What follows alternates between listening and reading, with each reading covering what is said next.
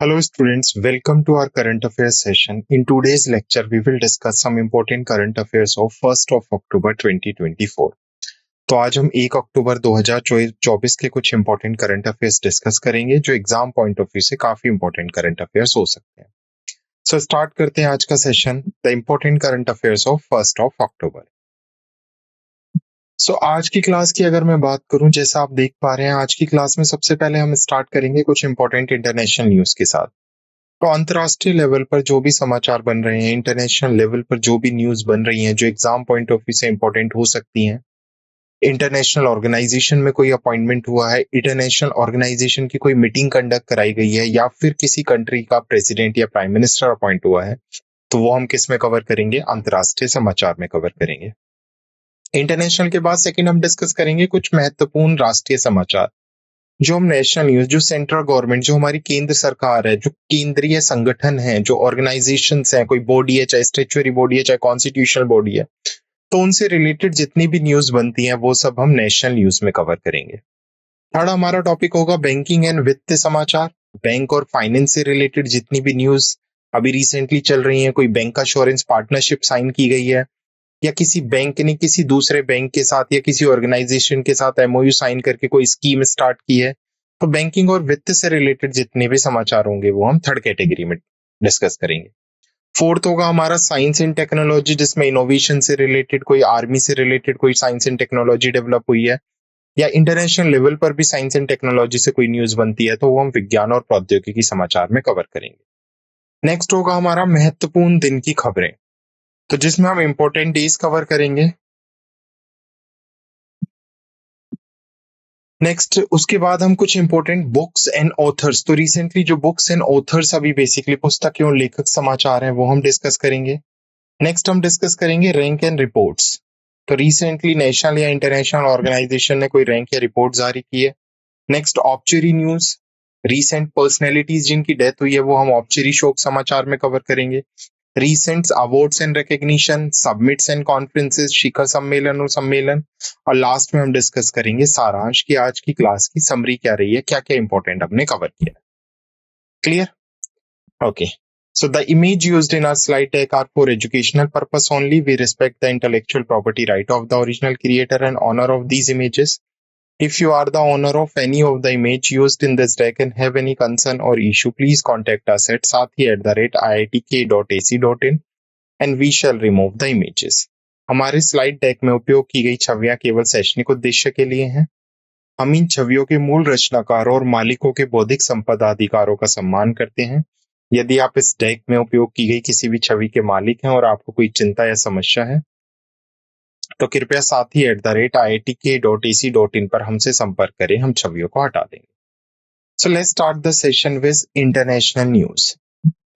तो यूपीआई से रिलेटेड है, बेसिकली टोबैगो और त्रिनादा के साथ जो भारत का NPCI international payment limited service है, national payment corporation of India जो इंटरनेशनल लेवल पर काम करता है, बेसिकली उसने अभी क्या किया है, त्रिनिदाद और टोबैगो के साथ पार्टनरशिप साइन किया ताकि वहां पर भी भारत की तरह यूपीआई को क्या किया जा सके, विकसित किया जा सके। तो ये 27 सितंबर 2024 को एनपीसीआई इंटरनेशनल पेमेंट लिमिटेड ने त्रिनाद और टोबैगो के डिजिटल ट्रांसफॉर्मेशन मंत्रालय के साथ साझेदारी की ताकि भारत के यूपीआई के मॉडल पर आधारित एक real time digital payment system वहां पर भी बनाया जा सके। इससे क्या होगा, त्रिनाद और टोबैगो यूपीआई को अपनाने वाले पहले कैरेबियन राष्ट्र बन जाएंगे। तो फर्स्ट कैरेबियन कंट्रीज बन जाएंगी ये जिन्होंने भारत की तरह यूपीआई सिस्टम को अपनाया। इस समझौते की अगर हम बात करें तो ये P2P और P2M लेन देन के लिए एक रियल टाइम बेसिकली भुगतान प्लेटफॉर्म की स्थापना करने को सक्षम करेगा और डिजिटल भुगतान का विस्तार करेगा ताकि जो फाइनेंशियल इंक्लूजन है, जो वित्तीय समावेश है, उसको और ज्यादा फैलाया जा सके। इस साझेदारी का मुख्य उद्देश्य, जो पर्पस है, एम है, वो है त्रिनाद और टोबैगो के वित्तीय पारिस्थितिक तंत्र का आधुनिकीकरण करना और घरेलू और अंतरराष्ट्रीय भुगतान नेटवर्क के साथ कनेक्टिविटी को बढ़ाना। तो याद रखना, एनआईपीएल ने किसके साथ साइन किया, त्रिनाद और टोबैगो के साथ, ताकि वहां पर भी यूपीआई सिस्टम जनरेट हो सके। नेक्स्ट है टी बिल से क्वेश्चन है। देखो ट्रेजरी बिल्स क्या होते हैं, गवर्नमेंट ऑफ इंडिया को जो फंड उठाना होता है तो वो टी बिल्स जारी करती है, गवर्नमेंट सिक्योरिटीज होती हैं। तो अभी भारत ने मालदीव को एक और वर्ष के लिए 50 मिलियन अमेरिकी डॉलर की बजटीय बेसिकली समर्थन दिया है या बढ़ाया है। तो भारत ने मालदीव सरकार को 50 मिलियन अमेरिकी डॉलर के ट्रेजरी बिल्स के रोल ओवर के रूप में और 1 वर्ष के लिए बजट समर्थन बढ़ाया है। यह विस्तार भारतीय स्टेट बैंक द्वारा किया गया, जिसने मालदीव के वित्त मंत्रालय द्वारा दिए गए 50 मिलियन अमेरिकी के टी बिल्स की सदस्यता ली थी।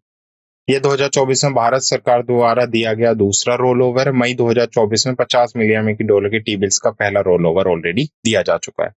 मालदीव भारत की पड़ोसी पहले नीति और सागर दृष्टि का एक प्रमुख साझेदार देश भी है। तो इंडिया की जो नेबर फर्स्ट पॉलिसी और सागर विजन है, उसमें मालदीव्स का नाम आता है। नेक्स्ट है नेशनल न्यूज। तो जो नई गवर्नमेंट है उसको बने हुए 100 दिन पूरे हो गए हैं, तो वहीं पर सरकार ने डेटा जारी किया है 100 दिन के उपलक्ष्य में। तो नई सरकार के पहले 100 दिनों की उपलब्धियां। तो नई सरकार के पहले 100 दिनों में नागरिकों के जीवन को सरल बनाने और गरिमापूर्ण जीवन प्रदान करने में महत्वपूर्ण प्रगति हुई है। उसके साथ साथ जो केंद्रीय मंत्री हैं श्री मनोहर लाल ने प्रेस को संबोधित करते हुए सरकार की बुनियादी आवश्यकताओं को पूरा करने की प्रतिबद्धता को भी रेखांकित किया है।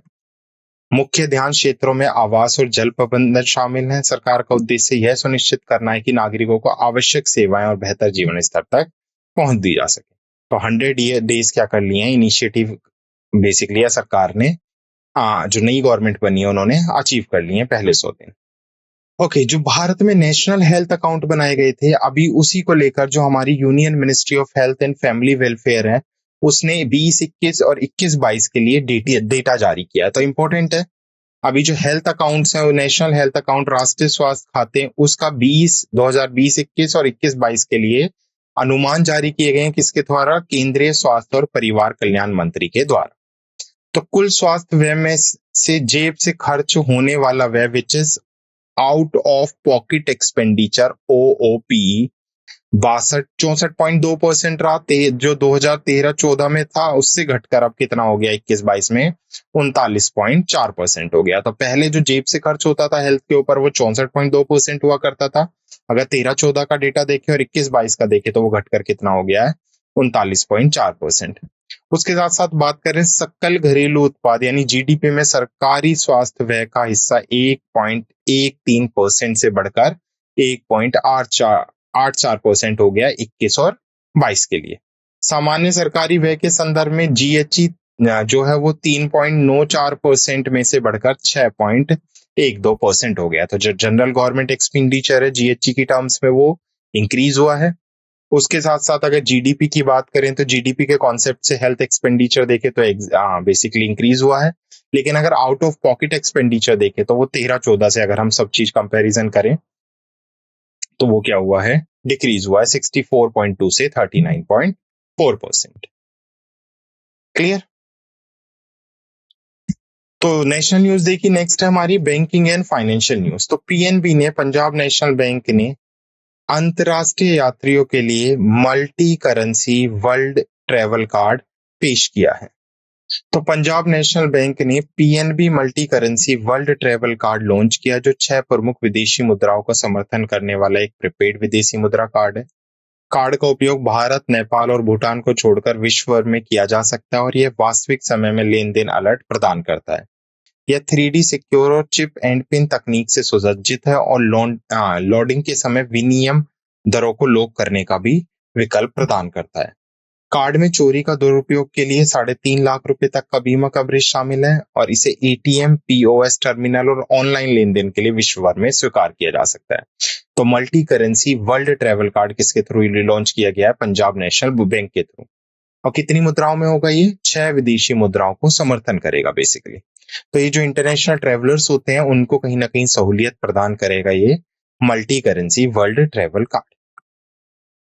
नेक्स्ट है बैंकिंग एंड फाइनेंस से है BOB card and RuPay partner to launch EMI feature on UPI payment. तो अभी क्या है, जो BOB कार्ड लिमिटेड है उसने रुपीआई के साथ अभी साझेदारी की है ताकि जो हम UPI के थ्रू भुगतान करते हैं उसमें भी हमें किसकी सुविधा मिल सके, उपयोगकर्ताओं को खरीदारी के समय EMI में उसे वो बदल सके।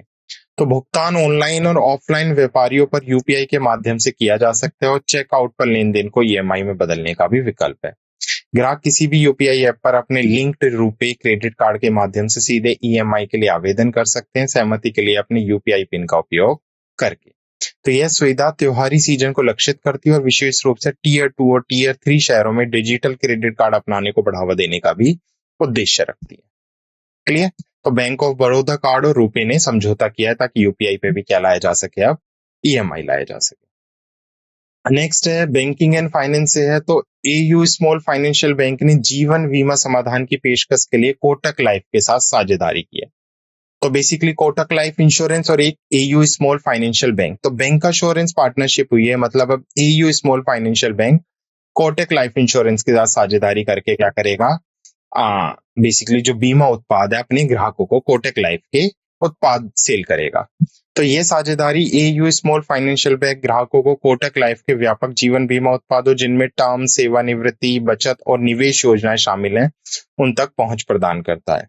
सहयोग नए और मौजूदा ग्राहकों तक फैला हुआ है, जिससे पूर्व फिनकेयर एसएफबी शाखाओं के ग्राहक भी शामिल हैं।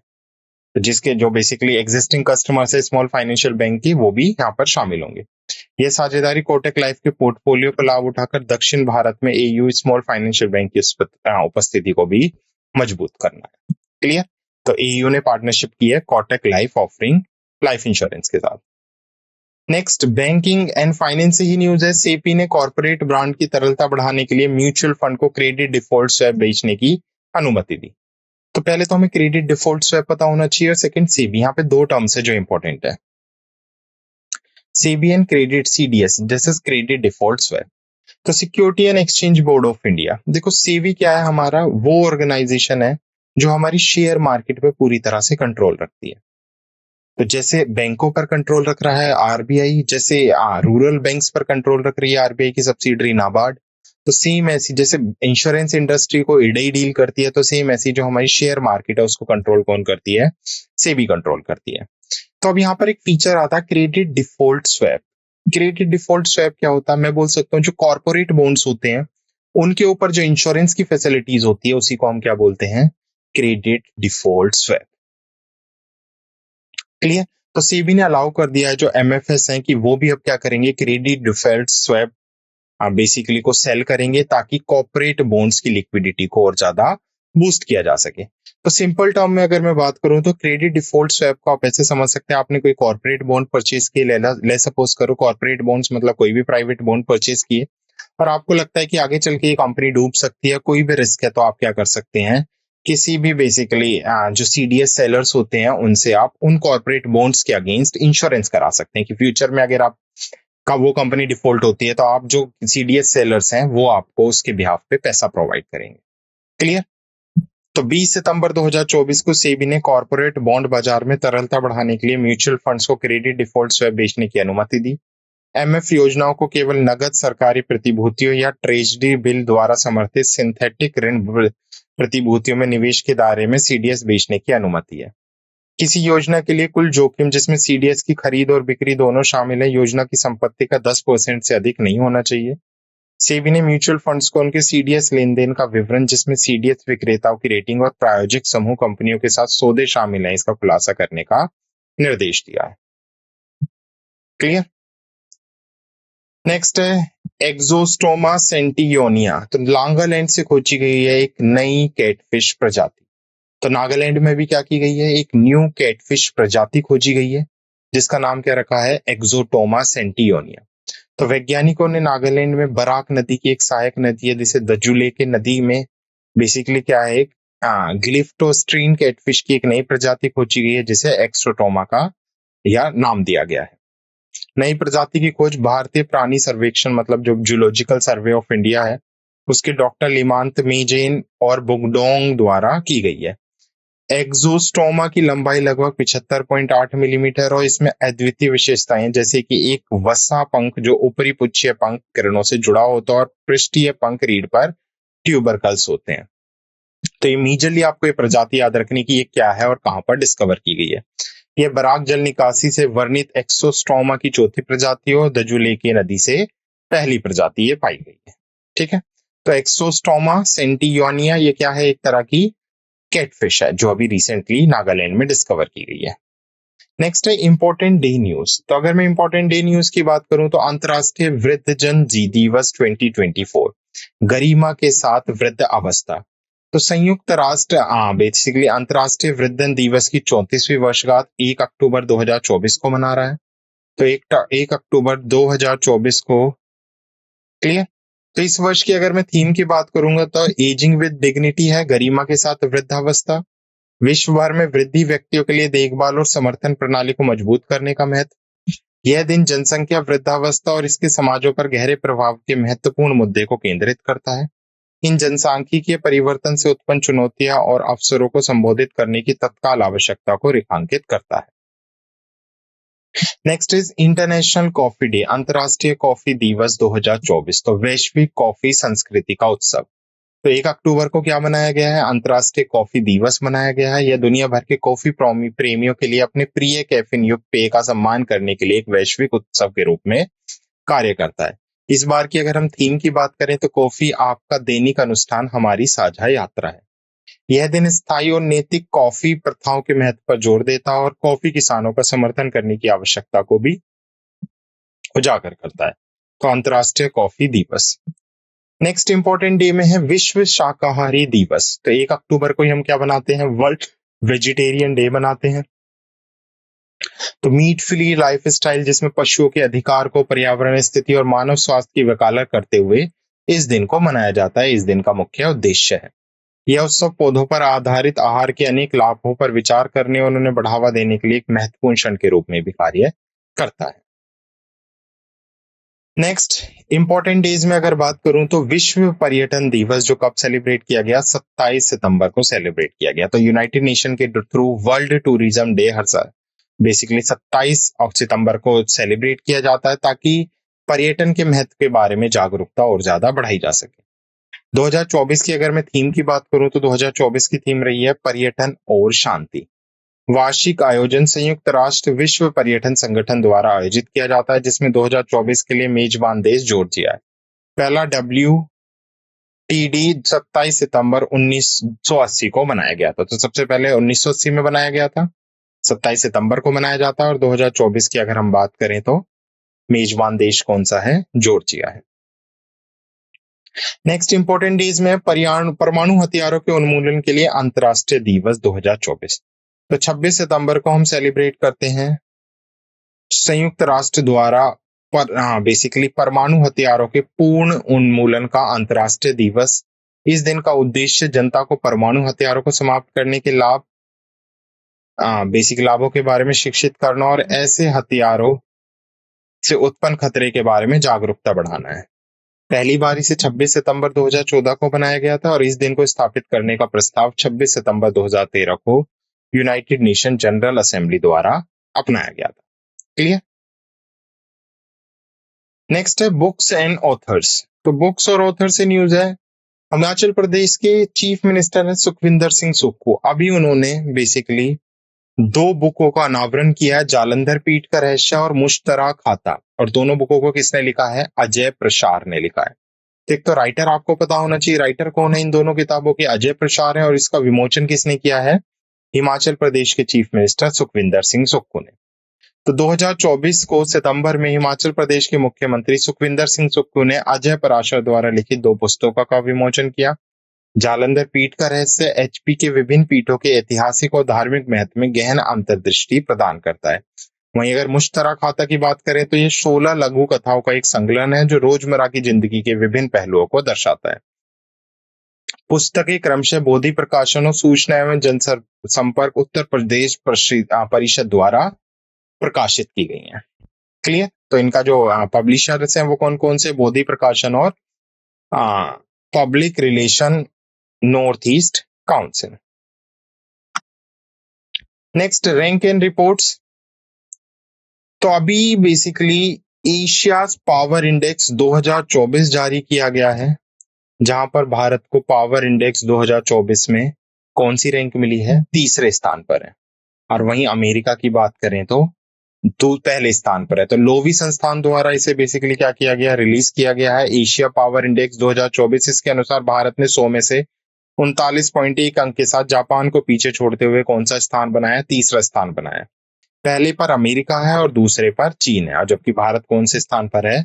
एशिया पावर इंडेक्स में 3रे स्थान पर है। पपुआ न्यू गिनिया 27वें स्थान पर रहा। 2024 में भारत की समग्र शक्ति रैंकिंग एक बढ़ गई, जिसमें 2.8 अंकों की वृद्धि हुई, जो 2018-19 के बाद पहली बार है जब भारत ने अपनी शक्ति स्कोर में वृद्धि की है। क्लियर। नेक्स्ट ऑब्चरी न्यूज, तो इटालियन स्ट्राइकर थे बेसिकली, जिन्हें साल्वातोरे टोटो चिचाली के नाम से जाना जाता था। अभी उनका क्या हो गया है, निधन हो गया है। तो 59 वर्ष की आयु में इटली में इनका निधन हुआ। वे 1990 फीफा विश्व कप में शीर्ष स्कोरर थे, जिन्होंने फीफा गोल्डन बूट और गोल्डन बॉल पुरस्कार भी जीता है। सिलाची की अगर मैं बात करूं तो इन्होंने विभिन्न फुटबॉल क्लबों के लिए खेला है, जिसमें जुवेंटस और जापानी क्लब जुबलिया निवाता शामिल है। वे 1999 में फुटबॉल के सभी प्रारूप से सेवानिवृत्त हो गए। नेक्स्ट है मिथुन चक्रवर्ती को मिलेगा दादा साहब फाल्के पुरस्कार 2024 के लिए। तो 70वें राष्ट्रीय फिल्म पुरस्कार समारोह में प्रतिष्ठित दादा साहब फाल्के पुरस्कार से मिथुन चक्रवर्ती जो अभिनेता है उनको सम्मानित किया जाएगा। तो 74 वर्ष की आयु में मिथुन चक्रवर्ती ने अपने परिवार और प्रशंसकों को यह सम्मान समर्पित करते हुए अपनी अत्यधिक खुशी व्यक्त की। प्रधानमंत्री नरेंद्र मोदी और सूचना एवं प्रसारण मंत्री अश्विनी वैष्णव ने उन्हें उनकी उपलब्धि पर बधाई दी। यह पुरस्कार मिथुन चक्रवर्ती की स्थायी विरासत और भारतीय सिनेमा में उनके बहुमुखी योगदान को भी उजागर करता है। क्लियर। तो दादा साहब फाल्के इंपॉर्टेंट है, 17th नेशनल फिल्म फेस्टिवल में इन्हें ये दिया जाएगा। नेक्स्ट है सबमिट एंड कॉन्फ्रेंस से न्यूज है। तो चौथा ग्लोबल री इन्वेस्ट अक्षय ऊर्जा निवेशन बैठक और एक्सपो गुजरात में शामिल हुए। तो री इन्वेस्ट जिसकी हम बात कर रहे हैं, अक्षय ऊर्जा निवेश और बैठक कहां पर कंडक्ट की गई है, गुजरात में गांधीनगर के एग्जीबिशन सेंटर में 16 से 18 सितंबर तक कंडक्ट की गई, जिसका उद्घाटन किसने किया, नरेंद्र मोदी जी ने किया। आरईसी लिमिटेड ने अक्षय ऊर्जा डेवलपर्स के साथ लगभग 1.12 लाख करोड़ रुपए की परियोजनाओं को वित्त पोषित करने के लिए समझौते ज्ञापन पर हस्ताक्षर किए। गुजरात ने अपनी नवीकरणीय ऊर्जा उपलब्धियों के लिए कई पुरस्कार प्राप्त किए और कुल नवीकरणीय ऊर्जा क्षमता और सौर ऊर्जा क्षमता और पवन ऊर्जा क्षमता में शीर्ष में स्थान प्राप्त किए। केंद्रीय मंत्री प्रहलाद जोशी ने घोषणा की कि इस कार्यक्रम ने 2030 तक शपथ पत्र के रूप में 32.45 लाख करोड़ रुपए के निवेश प्रतिबद्धता को भी आकर्षित किया है। क्लियर। नेक्स्ट, कृषि एवं किसान कल्याण विभाग के सचिव डॉक्टर देवेश चतुर्वेदी ने संयुक्त राष्ट्र विश्व खाद्य कार्यक्रम सीपैक की समीक्षा बैठक की अध्यक्षता की। तो अभी 26 सितंबर को डॉक्टर देवेंद्र चतुर्वेदी ने देशीय कार्यक्रम सलाहकार समिति की पहली बैठक की अध्यक्षता की, ताकि देशीय रणनीति योजना 23 से 27 के कार्यान्वयन की समीक्षा की जा सके। मुख्य प्रतिभागियों में WFP की कंट्री डायरेक्टर एलिजाबेथ पोरे और विभिन्न मंत्रालयों विभागों के प्रतिनिधित्व शामिल थे। सीपैक जिसकी अध्यक्षता डॉक्टर देवेंद्र चतुर्वेदी करते हैं, में संबंधित मंत्रालयों नीति आयोग के संयुक्त सचिव शामिल हैं और सीपैक के लिए कम से कम वर्ष में एक बार बैठक करना अनिवार्य है।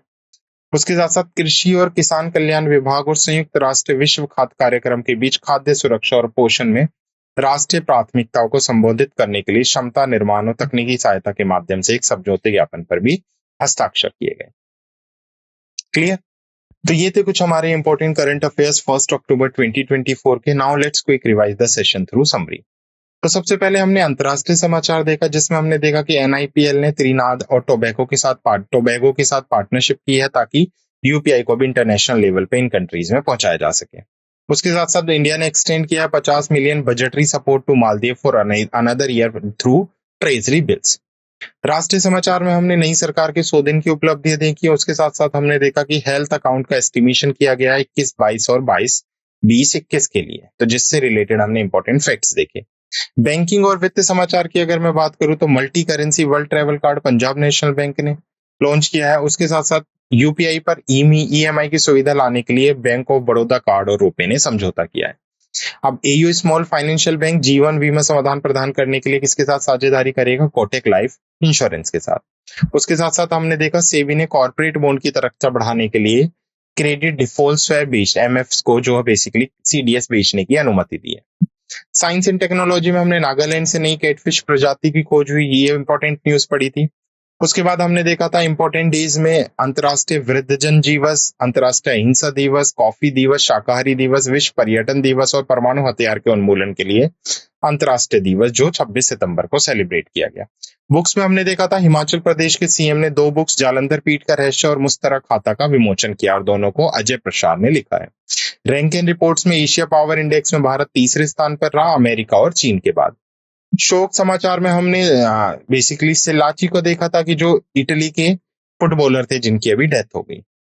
पुरस्कार में मिथुन चक्रवर्ती को दादा साहब फाल्के पुरस्कार दिया जाएगा। और उसके साथ शिखर सम्मेलन में हमने री इन्वेस्टमेंट की बैठक देखी और कृषि और कल्याण मंत्रालय डॉक्टर देवेंद्र चतुर्वेदी ने संयुक्त राष्ट्र विश्व खाद्य कार्यक्रम यानी सीपैक की मेजबानी की या जो समीक्षा की बैठक थी उसकी अध्यक्षता की। क्लियर? तो ये थे कुछ हमारे इंपॉर्टेंट करंट अफेयर्स जो हमने डिस्कस किए। I hope you like this session. Thank you.